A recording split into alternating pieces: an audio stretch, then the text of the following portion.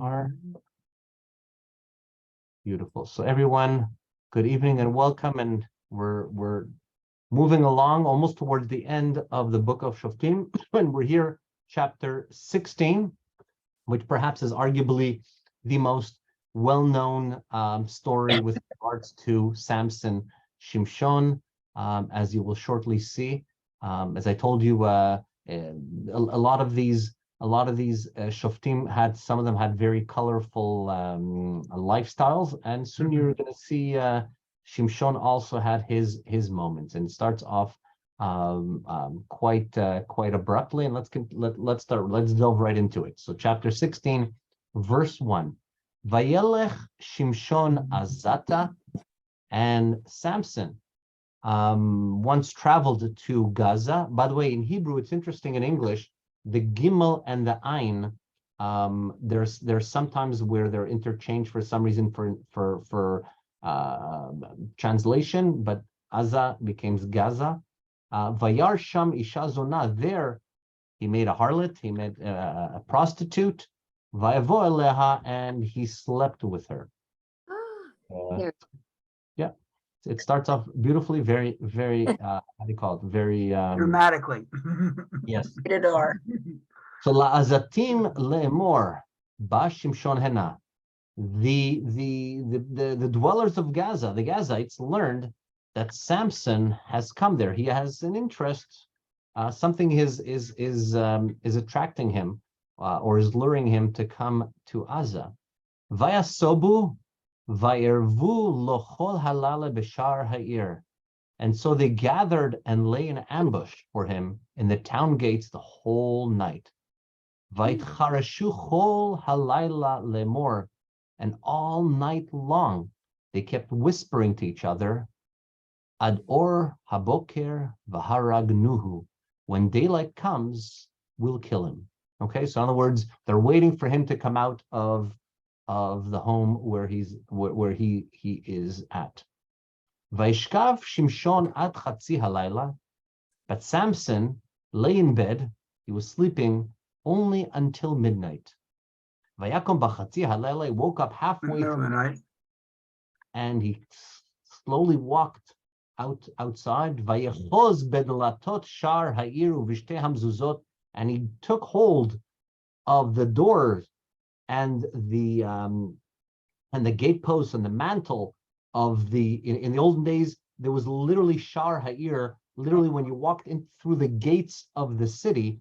And I think it resembles this sometimes when you walk into huge farms, and in Texas or in out west, into these huge farms. They actually have a mantle. It's very thin. It's not really a doorpost, but it's reminiscent that you're walking in, and it kind of demarcates the property of all these huge properties. But here you're walking literally through the town gate. So he grabbed hold of the doors, he grabbed hold of the gateposts, Vaisaem im habriach, and he pulled them out along with the bar, with the post, Vayasem al tefav, and he placed them on his shoulders, Vayalem el rosh ha'ar, and he carried them off to the top of the mountain, Asher pnei Chevron, the hill that is above Chevron. And so you see, basically, he scared the bejeebers out of them. They saw his strength. They were waiting there to kill him. He literally ripped down the gates of the city. But Yosi, that's if it's referring to Gaza as we know Gaza today, and Hebron as we know Hebron's location today. That's a huge distance. Yes. So Hebron, Gaza, don't forget, is a big area. Al Pnei Chevron is near. There's a top of the hill that is near Hebron. Near could be a little bit not far. Doesn't necessarily. It could be a day's walk, perhaps. It could be a half a day walk. It's not necessarily right adjacent. Sometimes it's. But we're still talking about dozens and dozens of kilometers. Yes. But he's obviously talking not about the city Gaza necessarily. Gaza was a strip. There must have been a city named Gaza. I suspect as well it's not necessarily the same Gaza that we specifically know what today. It might be in the general area, yes, because obviously the name's stuck. But it could be anywhere. Gaza is not a small strip as well. It's a couple of, it's lengthy, so it could be close to it. But yes, it was a distance. Definitely a distance. He was a strong man. Very evidently, as I said. He made it very clear, and he obviously leaves unscathed. And once again, we see the pay right here. This is the end of that's the end of the story. Hard enter. Now we're into another story, perhaps the most famous of all the Samson story. And after that, he fell in love with a woman from the Wadi of Sorek. Ushma Delilah, her name was Delilah. Who's heard of Samson and Delilah before? Obviously. Okay, so this is a story. I'm gonna digress just for one moment, and I want to show you kind of so we'll know where we are, where we're talking about. Okay, and so we'll give everybody a little bit of an idea. Okay, so does everybody see the map? Yes. Okay, so everybody sees Jerusalem? Yeah. Nachal Sorek is halfway almost between Jerusalem and the coast. Okay, almost literally as the crow flies down east to west. So Yosi, he had either gone to Hebron or not, because it's nowhere near Hebron.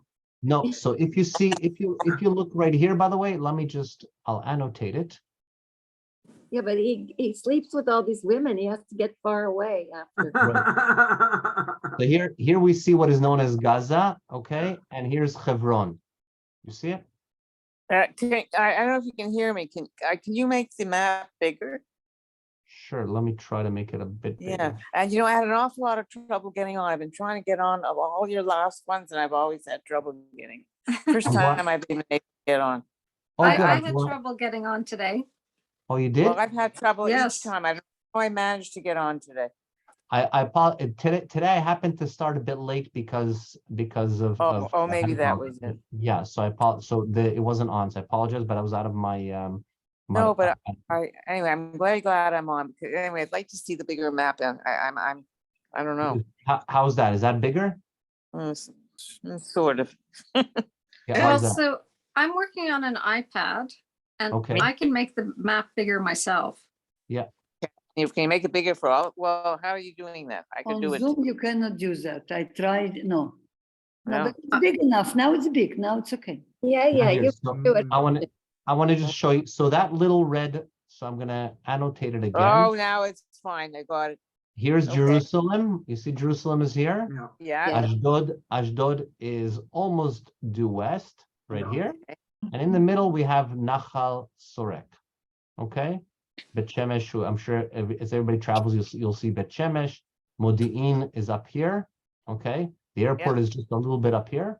Okay? It's actually here. I will make, actually, I'll just move it up. As Michael just mentioned, if you look closely at the bottom, we see Hebron here, an idea of the distance. So here's Hebron, and on this side here is Gaza. So it is definitely not the same, but it could be talking about perhaps this mountain. It doesn't necessarily mean about a hilltop here. It could be somewhere that is overlooking Hebron. Okay, that is, you can see it. You can see it. I just want to show you as well what it looks like. So it's beautiful. So this is the Wadi. If you want to see kind of some pictures of the area of where it is, here's the Wadi Nachal Sorek. Just to show you what beautiful, huh? Oh, nice. Yeah.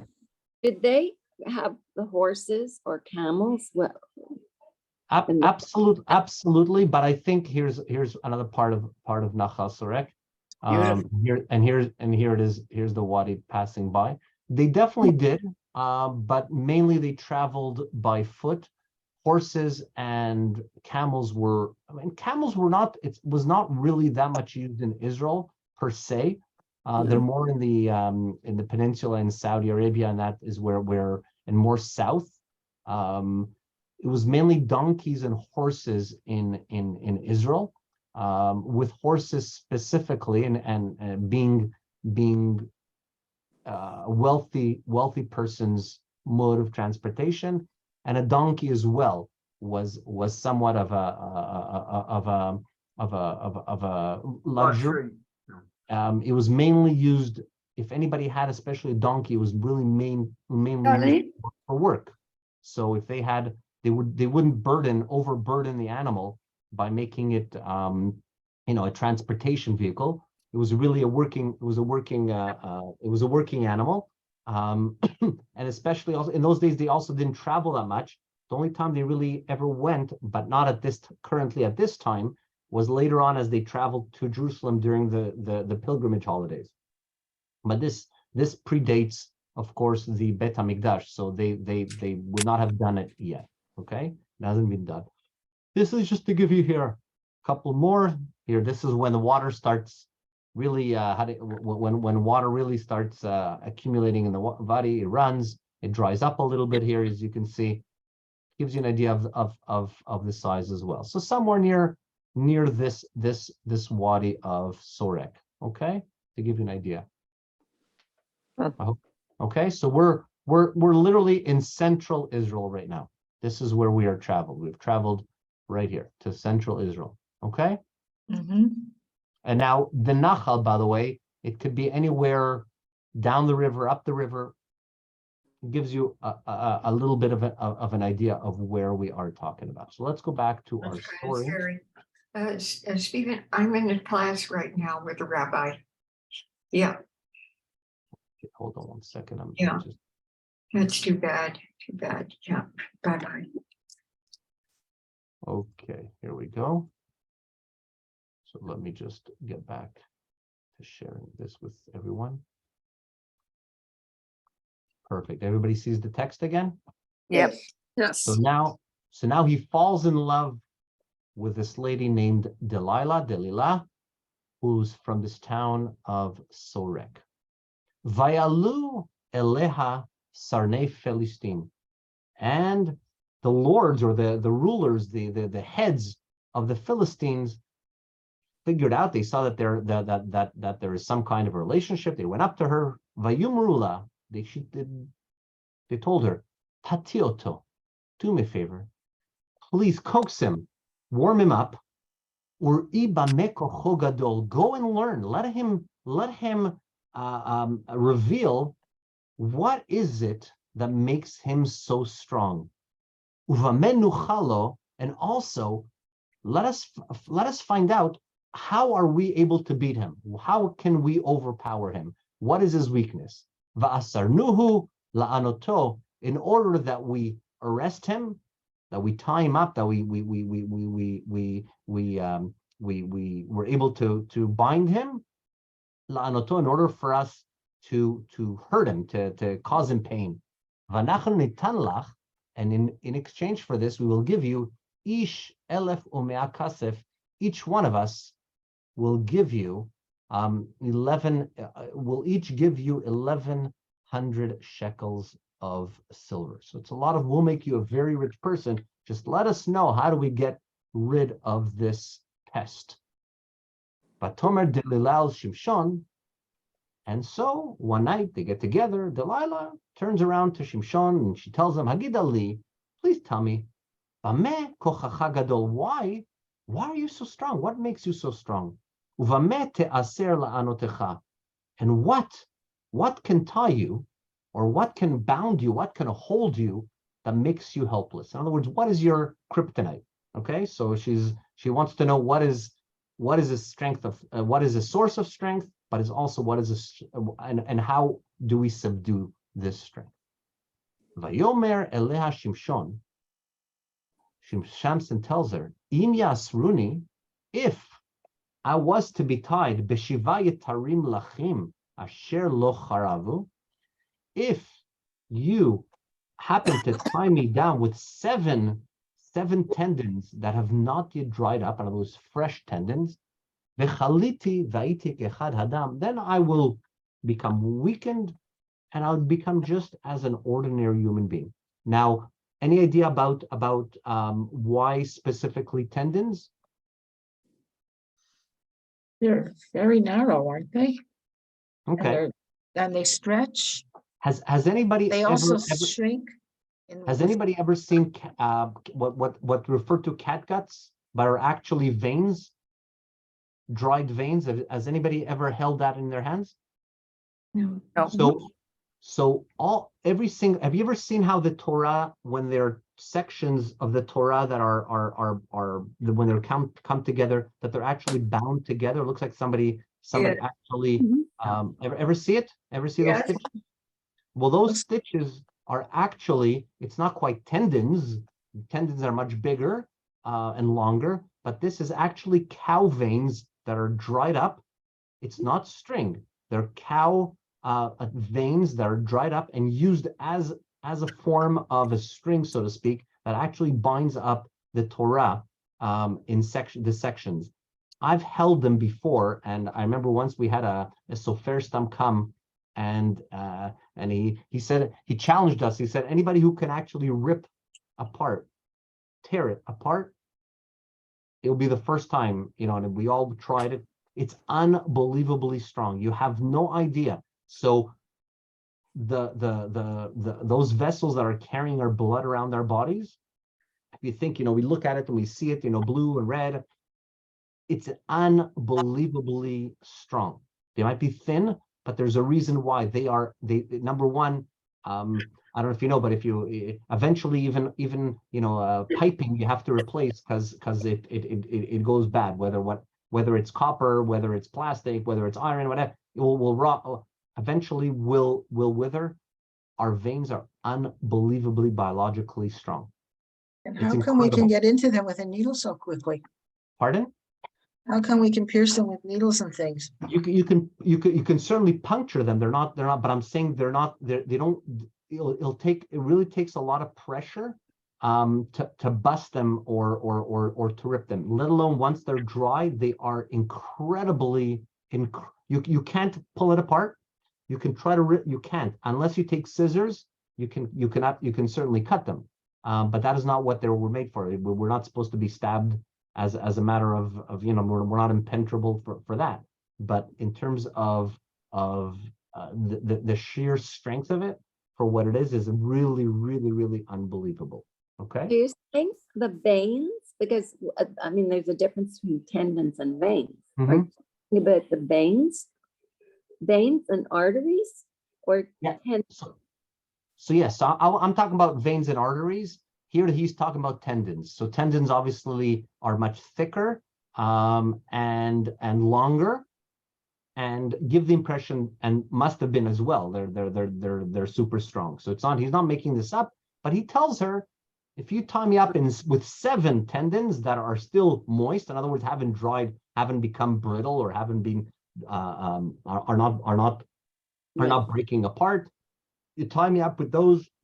V'chaliti, I'll become sick, so to speak, or I'll become weakened. V'haiti ke'achad adam, I'd become just like a regular man, just like a regular human being. So secretly, vayalula sarnei felishtim shiva yetarim lachim asher lo choravu. So secretly, these lords, or these leaders of the Philistines, brought up to her 7 fresh tendons who had not yet dried. Vata asruhu bahem, and he let her gag them, and he let her tie him up, and she bound him up with these 7. Ve'ha'orev yoshev la b'cheder, while an ambush was waiting in her room. So she was in a different room. She says, "Oh, look what I have. Let's try this experiment, Samson. See if I tie you up and I bound, let's see how you become a regular man." While in the other room, of course, the ambush was waiting. Vatomer elav, and so she ties him up. And the how do you call it? The ambush is waiting for him in another room, and then she warns him. She says, "Vatomer elav, plishtim alecha shimshon." She says, "Look, in the other room, there are Philistines who are coming here to attack you." Vainatek etaitarim, and he just simply pulled apart and ripped apart these tendons. Kasher yinatek petil haneoret beharicho esh, just as a strand of tow comes apart, or a flask comes apart at the touch of fire. In other words, they just melted apart. Okay? Velona da kocho, so the secret of his strength remained unknown. So what happened here? Does anybody want to explain what happened? Is he testing her? Could be, exact. So did he tell her the truth? No. No? No, he did not. He did not reveal. He's playing her. He's saying, "Oh, tendons."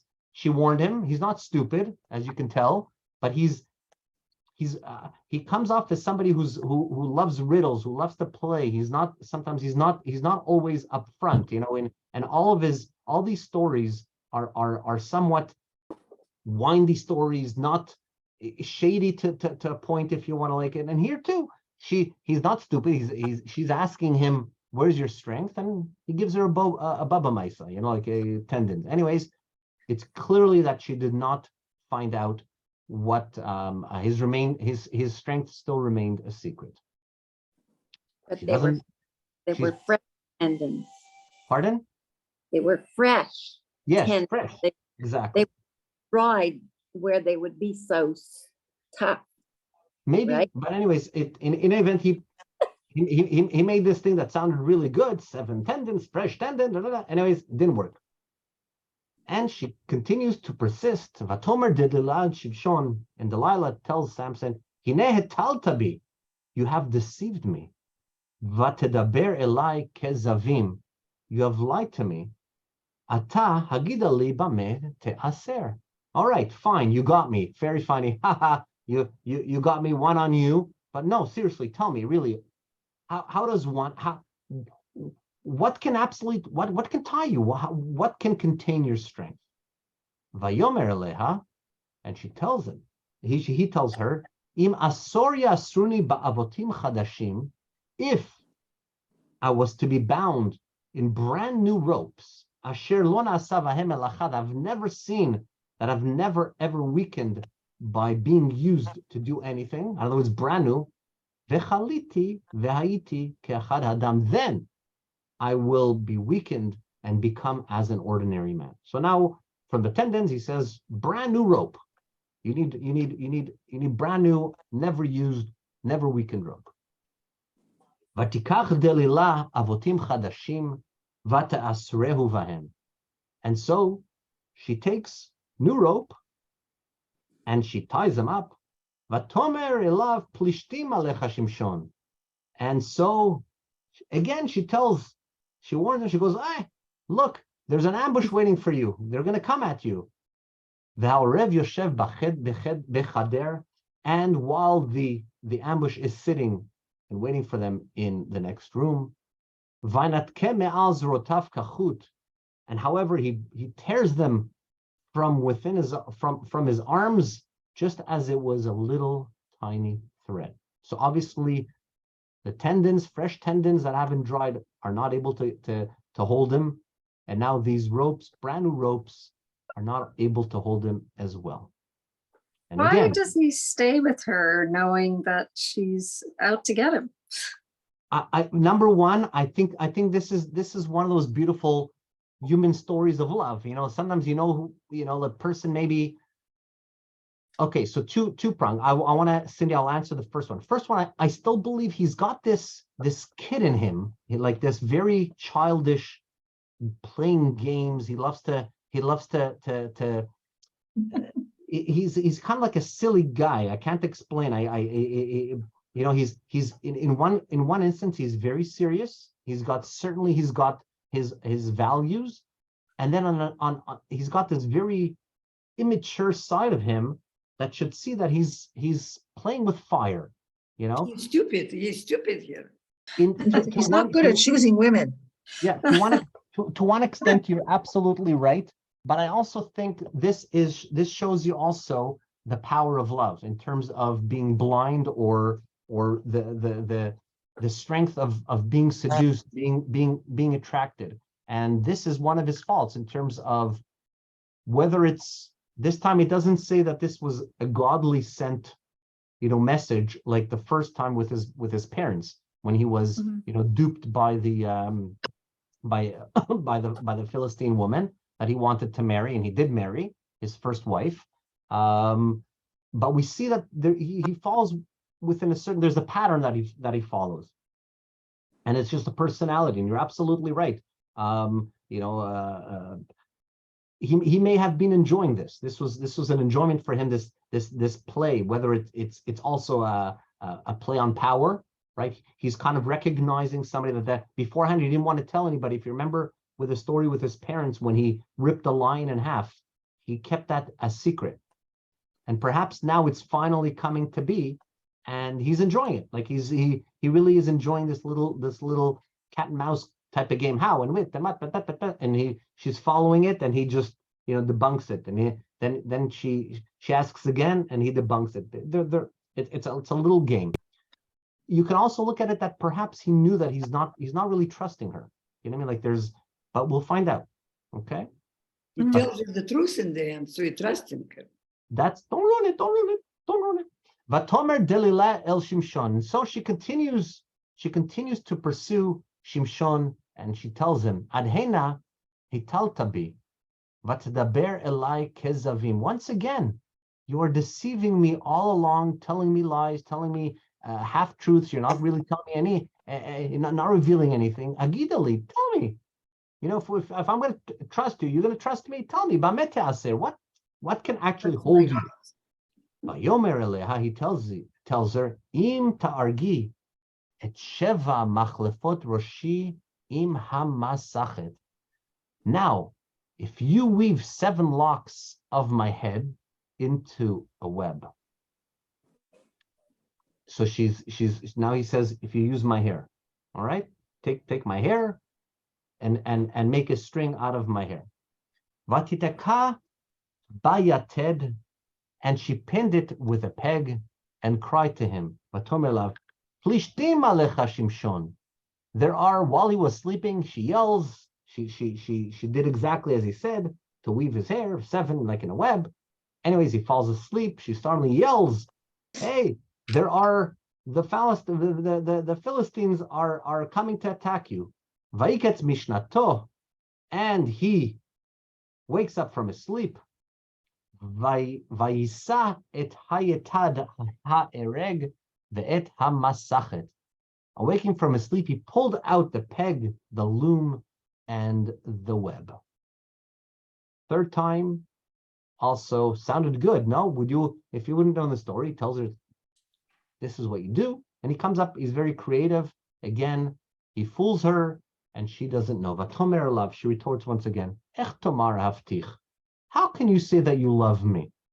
V'libcha eini, to your heart, you can't confide in me. You don't believe me. You don't trust me. Ze shalosh pe'amim etalta bi. It's already 3 times that you have tricked me, or you've deceived me. V'lo igadeta li bameh kochacha gadol. You still haven't revealed to me what is the source. How do you come so strong? Vahi ki hetzika lo bidvareha. And finally, after she had nagged her for many days, kol hayamim vat al tzehu, she continued to press him and continued to pester him. Vatiktzar nafsho lamut, he was wearied to death. She literally pestered him that he felt like he wanted to die. Finally, he succumbs. Vayagidla et kolibo. He finally spills out his heart and tells her the secret. Vayomerla, he tells her, Mora lo ala al roshi. A razor, something sharp that cuts, has not yet ever touched my head. Kinazir Elohim ani mi beten imi. I am a Nazarite to God from my inception, ever since I was in my mother's womb. Im gulachti vesar mimeni chochi. If one is to shave my hair off, my strength would depart from me. V'chaliti v'ahiti kechol adam. Then I will be weakened and be as just any other ordinary man. Vatera Delilah ki higidla et kol libo, And she finally, she sensed, she realized that he was actually finally confiding in her and telling her the truth. Vatishlach vatikra lesarnei Felishtim lemor alu hapam. Finally, she told them, to all the leaders of Philistine, this time really come up. Higidli et kolibo, for he's actually this time revealed to me his secret. Ve'alu eleha sarnei Philistine, ve'alu hakesef be'adam. They believed her that he finally told her the truth. They come up to Nachal Wadi Sorek. He comes up to Wadi Sorek, and there they also brought the money that they promised her. Vat yashnehu al birkeha, and she lulled him to sleep on her lap. She was they were intimate. She put him to sleep. Vatikra la'ish, and then she called one of the men of how do you call it, of the lords that they sent, one of the vadgalach et sheva machlefot rosho, and they started shaving those 7 locks that he had. So he obviously had kind of braids. So they're starting to shave them off. But tachel la'anoto vayasar kocho me'alav, and suddenly his strength started to slip away, and he started becoming helpless and weak. But Tomer plishtim alecha Shimshon. Suddenly she yells out and she says, Samson, there are Philistines upon you. Vaiketz mishnato, and he awakes from his sleep. Vayomer etze kefam befam ve'inna er, and he wakes up, and he wakes up from his sleep thinking he would break loose and shake himself free as he had the other times. V'hu lo yada ki Adonai sar me'alav. He did not realize, he did not know that God now, the power, so to speak, the source, has departed from him. So now he's detached from God, so to speak. He has, what was the warning? What was the warning that the angel said to his parents? Remember this? Not to cut his hair, Not to cut his hair, and what's the other one? not drink wine. Not to drink wine. So he told her about the hair. There's no wine yet. But just so obviously he now broke that chain of Nazirut, that chain of Nazirite has now been cut.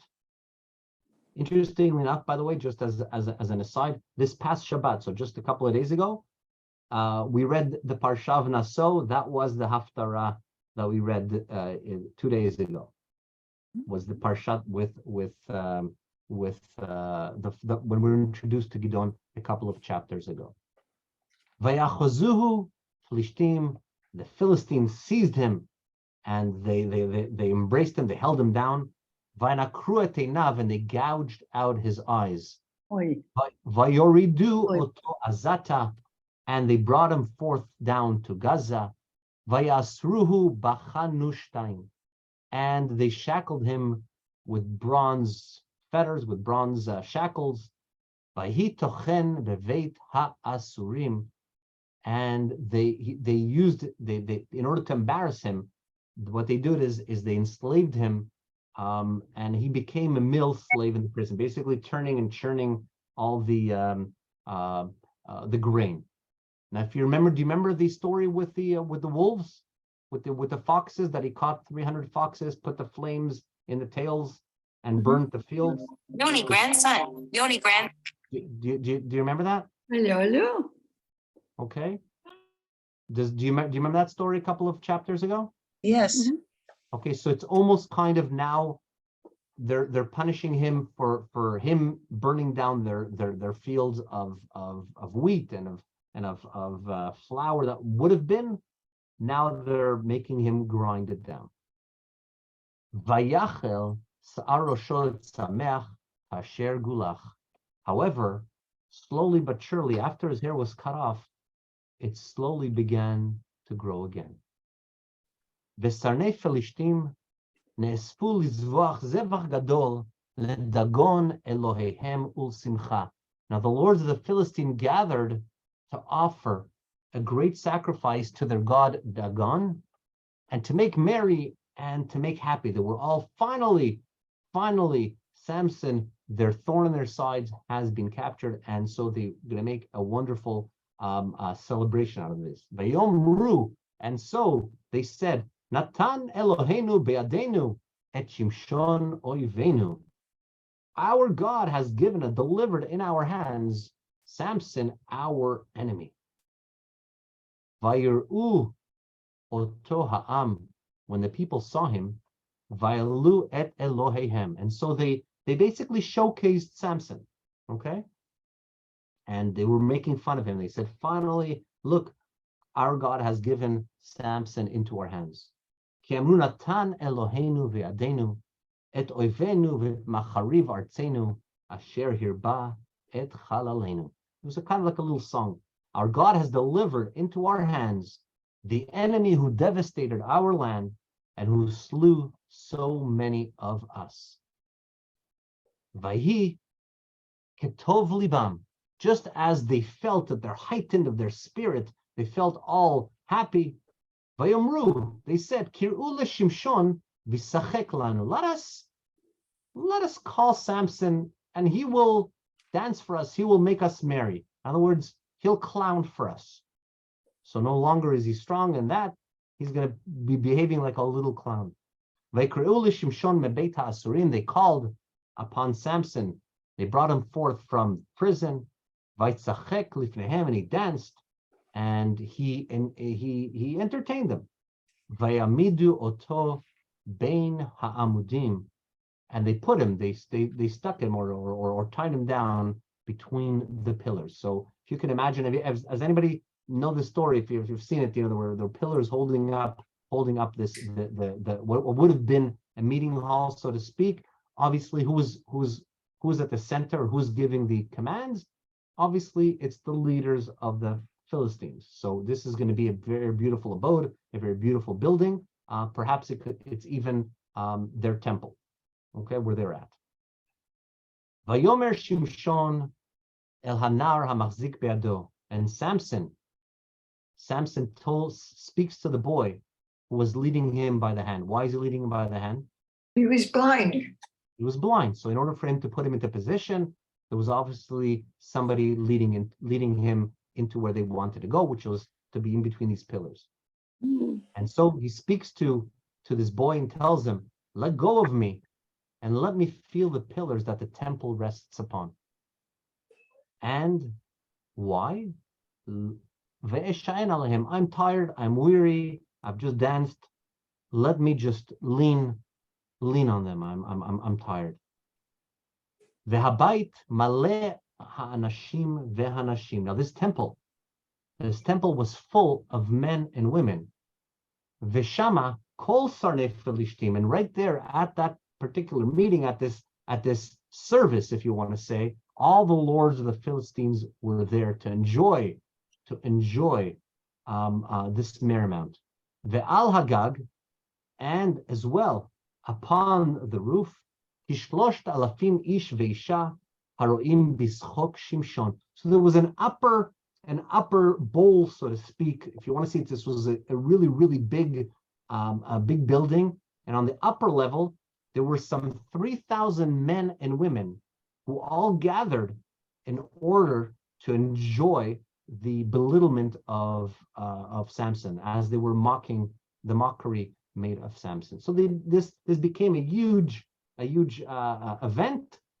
They were all praising their God, and part of that was to make fun of Shimshon in terms of that. So they bring him into the temple.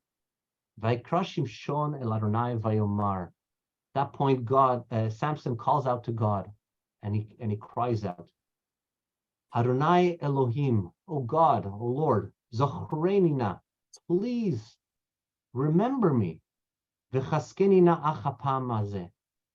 Ha'elohim, please, I ask, O Lord, make me strong just for one more time. Ve'inakma nekamachat mishtei enai plishtim. And let me take revenge, single revenge, only for one of my two eyes. In other words, I don't even ask for two.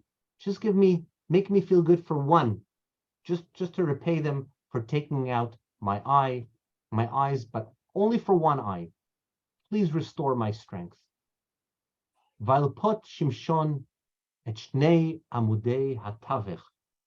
And now he embraced the two middle pillars, asher habayit nachon alhem, that the entire temple rested upon. So he was in the center of that entire building, and the big pillars that in the center to make it all dramatic. This is where he is, so everybody can see him. He's grabbing these two pillars. Vaysamech alehem echad bimino vechad bismolo, and he grabs one on his right arm and one with his left, and leaned against them. Vayomer Shimshon, tamot nafshi im Pelishtim. Samson cried out and he said, "Let me die. My death will come with the Philistines, or with the death of the Philistines." And he pulled with all his might.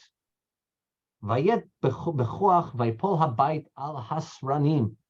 And he pulled out with all his might, and the temple came crashing down on all the lords and all the people in it. Vayu hametir asher hamid b'moto, rabim me'asher hamid b'chayav. And those who were slain by him as he died outnumber those who had been slain by him when he lived. So in other words, this was technically the biggest kill of all. Vayardu echav v'chol beit avihu vayisahu oto vayalu vayitberu oto bein tzorau v'neshtaho.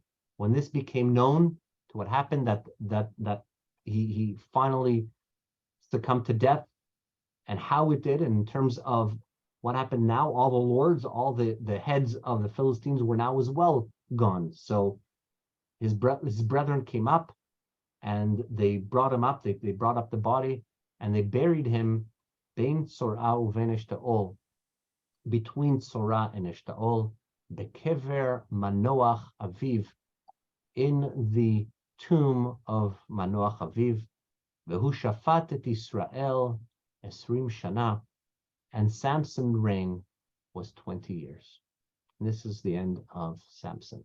Very sad story, very heroic in terms of the end. I don't know about you, but I always look at Samson, and the first couple of chapters, the stories, even the beginning of this chapter is very amusing. He's playing with her and he's toying with her, and he has this kryptonite where suddenly he just has a moment of weakness, just like with his first wife, a moment of weakness, and he loses his fortitude. Somebody who's supposedly all strong, has connection with God, and this woman is pestering him, and he just succumbed. He felt like he was going to die, so he tells her his secret. And then I find it such. Every time I read it, it breaks my heart. I mean, the story of like the idea of just don't let me die, or let me die as a hero, so to speak, is a beautiful parody to the mockery or to the what are the he was just a little bit of not even a sliver of what he was, in terms of when he was alive, the power that he represented, and the fright that he put upon the Philistines. And yet, like, he becomes literally just like a little toy, a little court jester. And I think that's part of who he was. He had that in him, like he was a little bit of a immature, or however everybody can define it in a different way, and that was his downfall. But at the end of the day, God at least restores that strength. That's to bring him some dignity in the way that he not only dies, but also brings rescue to his brethren by eliminating the Philistines' hierarchy, so to speak, and as well, of course, breaking their temple. In other words, they're saying, their God is stronger, and here the parody is even the weaker guy, right? The guy who supposedly all his strength is gone can take down the entire temple that is supposed to represent the strength, the source of religious strength for the Philistines. So there are many different levels. Any questions? Yes. Any comment? Yes. Is there any other story about Delilah? Nope. These are. I think. What are you Are you referring to something that you've heard? No, I just remember from when I was in Hebrew school, Yeah. Samson and Delilah. So I that remember the story, but now that you're elaborating, I just wondered if there's more history about Delilah. so But she So appears. if you read the commentaries, there are definitely a little bit of filler information in there, which is interesting. Mhm. But really, it's just I think this story is beautiful just in its simplicity. In other words, kirtav, just as it is written, without trying to extrapolate, too much. He always fell in love almost with the wrong person. I think he had. Listen, there's no description, that she was necessarily pretty, or that she was his type, and whatever he fell in love, and literally to his downfall was that he never really picked the right women to fall in love, and they were always outside the religion, which was Yeah, I was just gonna say that. Is this is this teaching us to stay within, not to intermarry? It could be an underlying story in terms of a trust, or like who, and yet on the other hand, we have Ruth. Ruth is a convert who comes out on the other side. So I wouldn't draw conclusion right away that it's anybody from outside is not to be trustworthy. It was just this.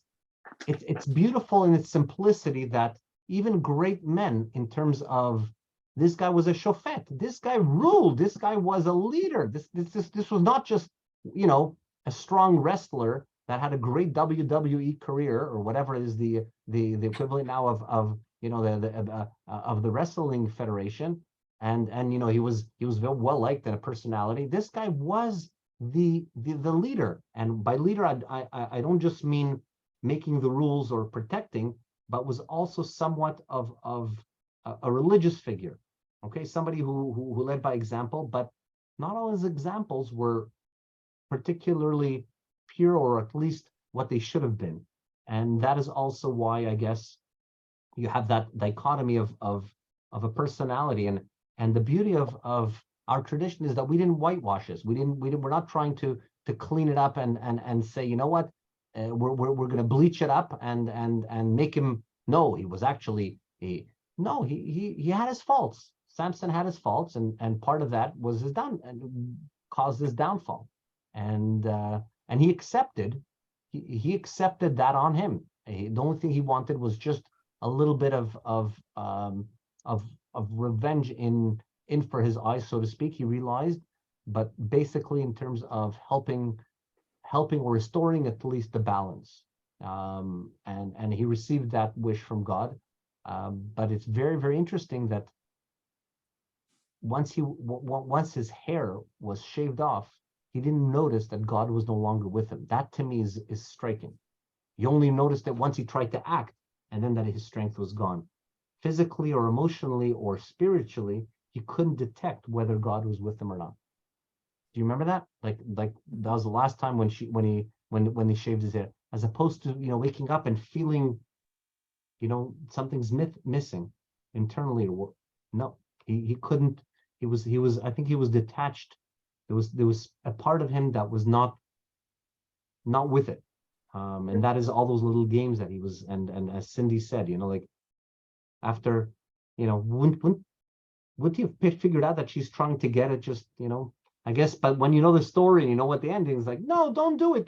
Like when we see a movie, and that something bad's going to happen around the corner. No, just get in your car and leave. Why are you in the cabin? Something's bad happening in this, over this weekend. Just drive off. The window creaking. The door closing by itself. The oven starting on its own, and the alarm. You just leave. But that's part of the movie, is that you're staying. Okay, what is that creak, etc. And that's the emotional aspect that you're that catches you, where you feel like, why are you doing it? Why? No. Are you going to leave now? So he gets stuck in that rut as well. So I find it it's a wonderful it really is a beautiful how do you call it, a beautiful on so many levels. Any other Yeah. thought? One thing, he may have had like he may have suspected that there's something going on that he doesn't like about her.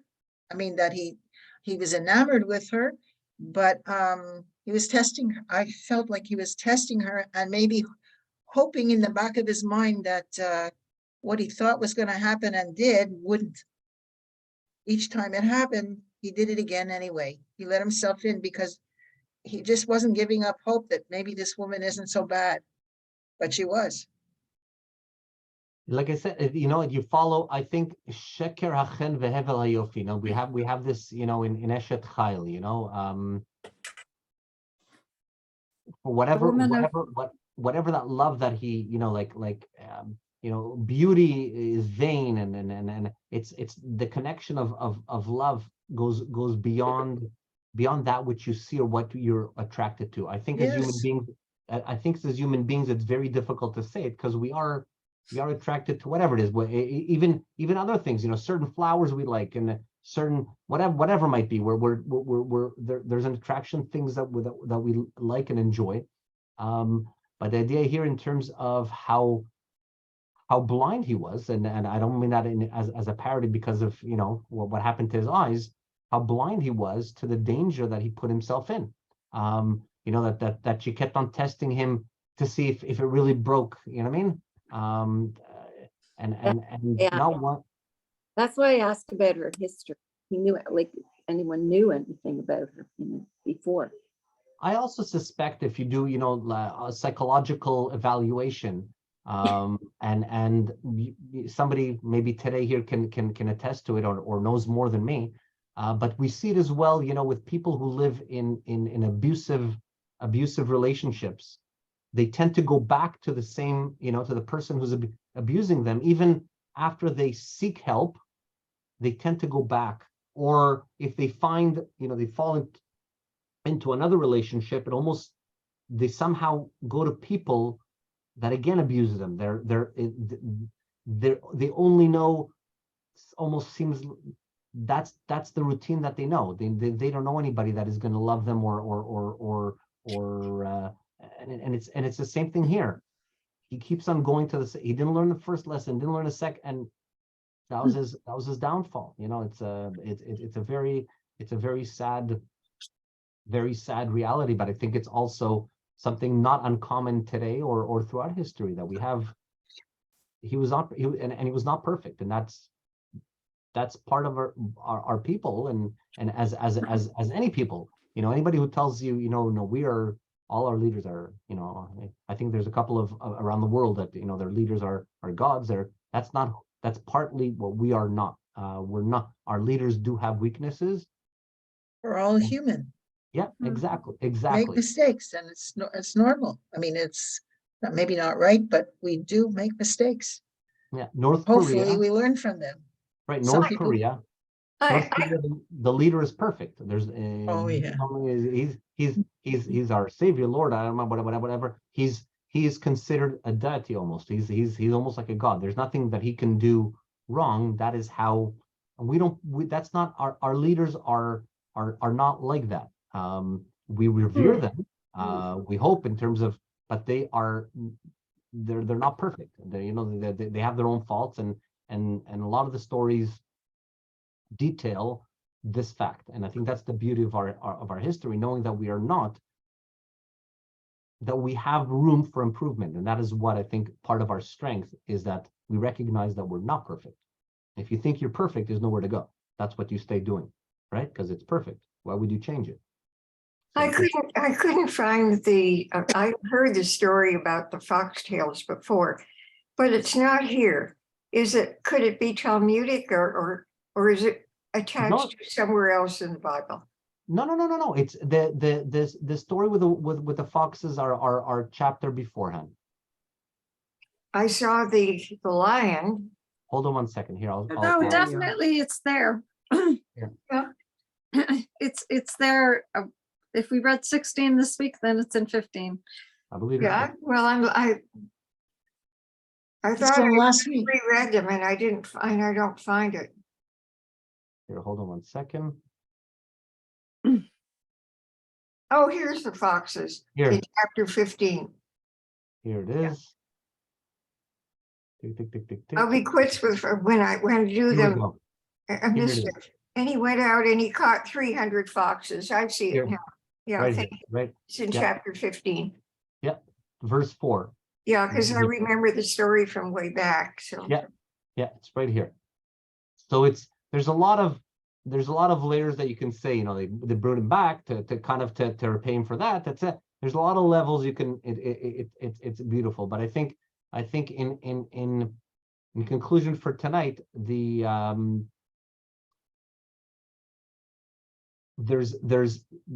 are also certain relationships that we have that are not, and I think we all have we all have them.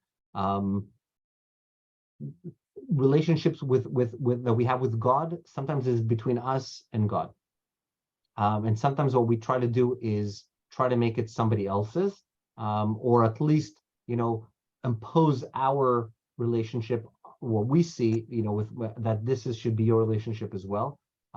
In this case, he brings somebody into the fold that shouldn't be there. He tells the secret. Two, again, I think that the idea of staying within the system, obviously he had, if you look at any leader and he's going to harlot, is kind of a little bit shady. And he had a weakness as well there. And as strong as he was, everybody has their kryptonite. Everybody has their in other words, even God always has that reset button. Like it's never it's finite. It's never infinite in terms of what he did, and he had it, and finally they were able to press his buttons, and he lost it because because he wasn't careful on keeping within the same on the paths, and that was his weakness. And it's and that caused his physical weakness. So he had both a spiritual weakness, so to speak, and that was also his downfall to his. He was his own worst enemy. To some extent, yes, you're right. To some extent, yes. But I think in life, I think we're also a lot of times we're our worst enemies. We place ourselves in certain situations that we shouldn't. We know we shouldn't be doing it, and we do it anyway, and we say we'll do. That's part of human nature. And I think all of the rules, the laws that we have, a lot of them, at least on a very rudimentary level, is always just holding back that which you have an animalistic feeling to do. So I'll give you an example. Ezehu Hashir, you ask who's the one that is rich? Normally you would say the one with the biggest bank account, or the one who can buy anything he or she wants, or with a lot of money, with a lot of gold, whatever it is. No. What is it? Somebody who the one who's happy with what he has or she has. They're rich because they don't need anything. It's not a quantitative thing. It's up here. It's what you think you have. It's how you appreciate what you have. Who's the one that is strong? Who's strong? The one that is able to suppress his or her will. In other words, if you have an inclination to do something and you're able to overcome that, that is somebody that's strong. Not necessarily somebody who can punch somebody out or can lift 100 pounds over their head. No, there are different ways of looking at it, and a lot of our rules are in terms of controlling, keeping or strengthening our inner selves more than necessarily our outer selves, and that is actually a very strong outer self, but really in a way very, very weak inner self. And that was his downfall. That was really his downfall. But the part that I like is who is wise. He can learn from all people. Right. What is that? Recognizing that somebody can learn from everybody. You're not all knowing. And how many people every day you're walking around, you recognize that, oh, maybe I'm just a regular Joe Schmo, because everybody can teach me something. And that is the mark of when you think you're smarter than everybody, chances are, like You're you're, not. or exactly, or at least you're forgoing, because sometimes, there's one thing that you don't know, and that's the person that's going to help you understand it. If you don't, then you'll never grasp something that you maybe are weak at. That's fantastic, Miriam. Thank you. I appreciate that. Yeah, see, Yes. one more question. Is 20 years leading Israel for 20 years, is that considered a long time? 20 years was fairly a lot. We had Ehud that was the most. He was the second shofet that he was there for 80 years. We had a couple that were at 40 years. So do you see the numbers? So 80 divided by 2 is 40. We had a couple 23, 22. We also had a one or two had 6 at the other Right. end. We had one that was 1, 20. 3, 6, 7, and 10, and another one for 7, and here he's 20. So on the back end of the shoftim, he's actually quite a bit. And again, it's half of 40. Plus, it's hard. I mean, if I remember, I will try to see at what age, but I would suspect that he was a very young man when he died. Samson did not live a full life. In other words, he was not, like 80 years old or 60 or 90 years old when he. So it's not like he almost from the moment that he hit puberty or something, that he was able to look like a man, seem like a man, is when he started, ruling over Israel or leading Israel. And so I suspect he was not more than 40 years old or 45 years old by the time he died. So had he not had this weakness, he most likely would have ruled Israel for also an incredibly long time. But again, that was his downfall. So 20 years most likely was at least half of his life, if not more. But Yosi, compared to the other shoftim, he seemed to have particular character faults. Yes, he was also very colorful. This guy was extremely colorful in terms of being playful or immature, depending on how you want to look at it. And there's a good description. Yeah, but he had this slyness. He had this kind of, he wants to play games. He wants to, the first thing he does when he marries his first wife is he gives a riddle. I'll give you each. And right away it starts it's also like a little, like foreshadowing of being deceived by his wife. That was something that didn't really like have an effect on his power. But again, that riddle in terms of that ability or playing a game with her, he could have just plain told her, "I'm sorry, stay out of my hair." Oh, sorry, I guess she couldn't stay out of my hair. But I'm sorry, but I'm not. This is we're not going there right now. Or if this is what your really intention, I'm out of here. And he should have left. Yeah, see, compared to I think the word you used, mature, was a good one. Compared to at least most of the other shoftim, he seems to be far more immature and less responsible. Yeah, and I think it's indicative of the fact that he was young. That's why I suspect, especially when he got married, he maybe even was a late teener. Maybe he was. Yeah, I was thinking that because he made these choices when he was more glands than anything else instead of brains. He could have been 16, 17, 18 years old. It's not, maybe even 15. It's not unheard of, of being married at that age in those days. Yeah. And so he may have been even younger than 40. I will try to see if I can find a timeline and see when he like how old he was. But I suspect again he was not. He was a young man when he finally when he pulled down that temple. Did they say how old his father was when he died? No. Okay. No. But his parents were aged when they were barren for all the years. So they must have been on the older spectrum in terms of parenthood. But it was also very clear that his parents had died already, or at least his father, where he was buried, his father was already passed, and we don't know how long. But they weren't, it wasn't alive when all these stories happened, you know, and again, the first episode with his first wife, you know, he convinced his father, and it's funny how the last wife, he ends up being what? You know, he asked his father to go and secure my wife. I love her, blah, blah, blah. Great. And what's the story with the last wife? The last wife sends him where? The result of her betrayal sends him back to his father, right? And this time it was in the tomb. I just Googled it. How old was Samson when he married Delilah? 18. 18. That's what it says here. Delilah? And they, yes, Delilah's at the end. He should have been older than that by but that's, Delilah. I'm just telling you what Google said. And they actually said, did they have a child? And it says yes. Mr. Google knows everything. Yeah. Yeah. Anyways, it's quite interesting. I'm sure there's ways of calculating, you know, through lineage of how old and what, and there are. But again, he was not an old. He was a very young person when he passed away, when he died. Okay.